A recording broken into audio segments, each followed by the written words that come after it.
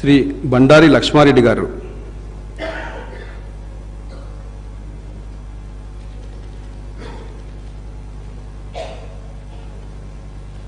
I, Bandari Lakshma Reddy, had been elected member of Legislative Assembly, do swear in the name of God that I will bear truthfully and allegiance to the Constitution of India by the law established, that I will uphold the sovereignty and integrity of the India, that I will truthfully discharge the duty upon which I am about to enter.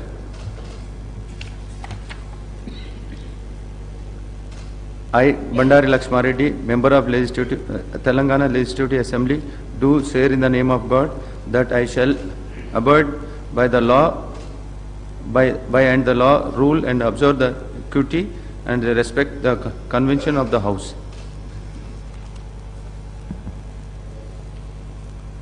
Shri బండ్ల కృష్ణమోహన్ రెడ్డి గారు.